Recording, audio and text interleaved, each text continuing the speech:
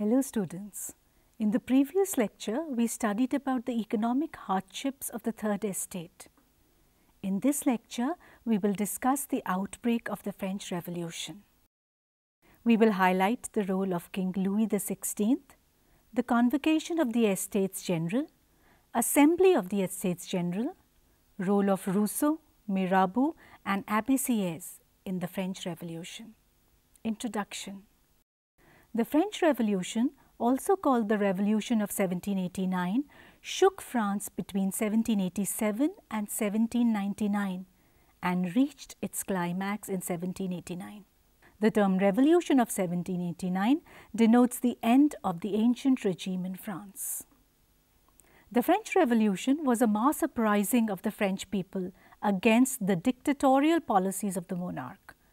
It took place in the last quarter of the 18th century and has its importance in the world history, which inspired other revolutions in other parts of the world, including Europe, and helped people to go for a democratic system in their countries.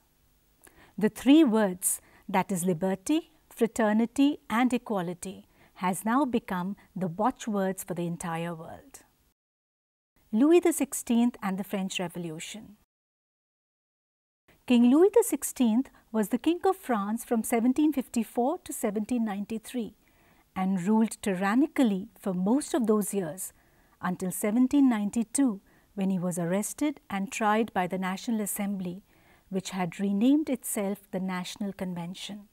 He was found guilty of treason and was executed by the guillotine in Paris in front of a cheering crowd.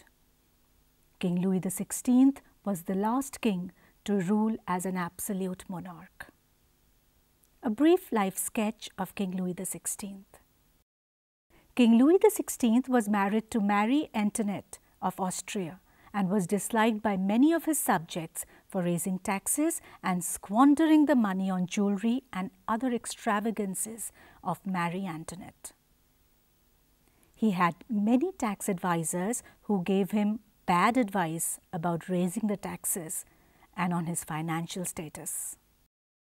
Louis XVI was paranoid about being plotted against by the other nobles, so he forced everyone to live at the palace of Versailles, where they were expected to entertain him. Louis XVI of Bourbon dynasty ascended the throne at a very young age of 20. He was a despotic ruler who believed in the divine right of the king and was unaware of the needs and fears of his people in the country. He was obsessed with his beautiful wife and wasted money on festivities. Soon he was bound to increase taxes for a variety of reasons. We will now discuss the reasons why he increased taxes. First, he did so because when he ascended to the throne, he found the royal treasury empty. Long years of war had drained the financial resources of the country. Under Louis XVI, France had helped 13 American colonies to gain independence from their common enemy, Britain. Secondly, money was spent on celebrations and festivals at the immense palace of Versailles and to maintain an extravagant court. War debt rose to more than 2 billion livres, and the lenders who had given the state credit started demanding an interest of 10% on the loans. There were other expenses, such as the cost of maintaining the army, running the government offices or universities, due to which Louis XVI was forced to increase the taxes. Convocation of the Estates General. The term old regime is usually used to describe the society and the institutions of France before the French Revolution of 1789. In France, during the old regime, the monarch did not have the power to impose or increase taxes according to his will alone. In fact, he had to call a meeting of the Estates General in which he was supposed to get his proposals for new taxes passed and approved before any tax was imposed or increased in the country. The Estates General was a political body much like today's legislature, to which all the three estates sent their representatives. However, the monarch alone could decide when to call the meeting of the Estates General. The last time its meeting was called was in 1614. This was a signal that the Bourbon dynasty was in a weak position and subject to the demands of its people. The Estates General. It was Louis XVI who called together an assembly of the Estates General on 5th May 1789 and opened with a 3-hour speech by Necker to pass proposals for new taxes to be imposed on the people of the Third Estate. A hall was prepared in Versailles to host the delegates. The First and the Second Estate sent 300 representatives each, who were seated in rows facing each other on two sides, while the 600 members of the Third Estate had to stand at the back. The Third Estate was represented by its more prosperous and educated members. Peasants, artisans and women were not allowed to enter the assembly hall. However, their grievances and demands were listed in some 40,000 letters which the representatives had brought with them. The system of voting in the Estates General. In the past, the voting in the Estates General had been conducted according to the principle that each estate had one vote. But the members of the Third Estate now demanded that voting be conducted by the assembly as a whole, where each member would have one vote. This was one of the democratic principles put forward by philosophers like Rousseau in his book The Social Contract. The rule of Rousseau in the French Revolution. Rousseau believed that man was inherently good when he was in the state of nature, before the creation of civilization and society. Mankind, he thought, is corrupted by society and the civilization.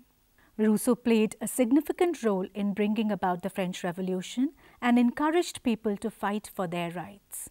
He believed that the government should be based on the consent of the people who are governed by it. The Social Contract is his most famous work, which talks of a contract between the ruler and the ruled, whereby the former, the ruler, would guarantee the freedom and happiness to the latter, the ruled or the governed, that is, the people. Louis XVI didn't show any interest in the demands of the Third Estate. It was so because this time too, Louis was determined to continue the old system of voting. When the king rejected this proposal, members of the Third Estate walked out of the assembly in protest. Formation of the National Assembly. The representatives of the Third Estate viewed themselves as the spokesmen for the whole French nation. On 20th June 1789, they assembled in the hall of an indoor tennis court on the grounds of Versailles. They declared themselves a National Assembly and took oath not to disperse till they had drafted a constitution for France that would limit the powers of the monarch. They were led by Mirabeau and Abbé Sieyès. However, Bailly was the president of the National Assembly when the oath at the tennis court was administered. Later, when the new government, known as the Commune, was formed, he became the mayor of the city of Paris. Soon, a majority of the representatives of the clergy and the nobility joined them. The members of the Third Estate also got the message of support from Paris and many other cities in France. Even the royal party had also supported the assembly, and so did the military in large numbers. Role of Mirabeau in the French Revolution. Mirabeau was a member of the French Constituent Assembly and also the member of the Estates General for the Third Estate. He played an important role in drafting the Declaration of the Rights of Man and Citizen. He was a leader of the French Revolution at its early stages, was born in a noble family but was convinced to have a society free from feudal privilege.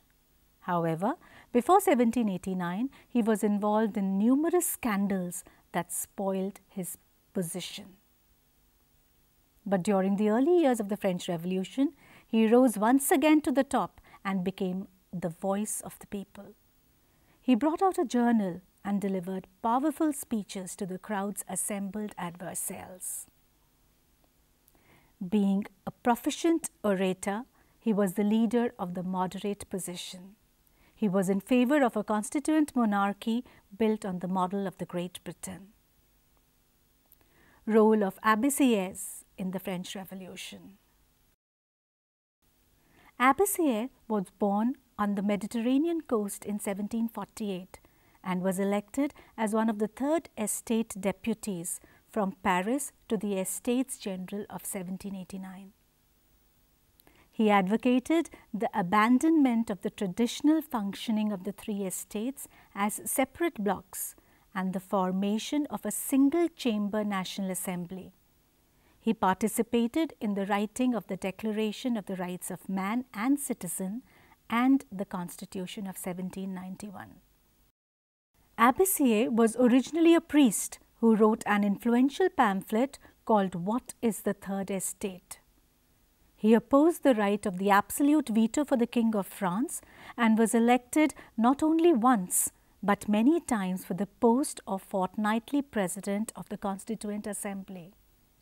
He voted for the death of Louis XVI. Proposal for convocation of the Estates General and its effects. In 1788, Louis XVI of France proposed the convocation of the Estates General of France after an interval of more than a century and a half. This proposal and Necker's invitation to French writers to give their views regarding the organization of the estates made Sieyès to publish his pamphlet, What is the Third Estate? His pamphlet played a key role in shaping the currents of the revolutionary thought that propelled France towards the French Revolution. In his pamphlet, he outlined the desires and frustrations of the alienated class of people that made up the Third Estate. He attacked the foundations of the French old regime by arguing that nobility was a deceptive institution. The pamphlet voiced concerns that were to become crucial matters of debate during the convocation of the Estates General of 1789. Turmoil in Paris, a beginning. While the National Assembly was busy at Versailles drafting a constitution, the rest of France was seething with turmoil. A severe winter had meant a bad harvest. The price of bread rose. Often bakers exploited the situation and hoarded supplies. After spending hours in long queues at the bakery, crowds of angry women stormed into the shops. At the same time, the king ordered troops to move into Paris. People in Paris presumed his actions to be aimed against the assembly and began open rebellion when they heard the news the next day. They were also afraid that the arriving soldiers had been summoned to shut down the National Assembly. Let's now go through what we have studied in this module. We studied about how the French Revolution broke out due to the socio-political reasons. We studied about how King Louis XVI aggravated the conditions which ultimately led to the outbreak of the French Revolution.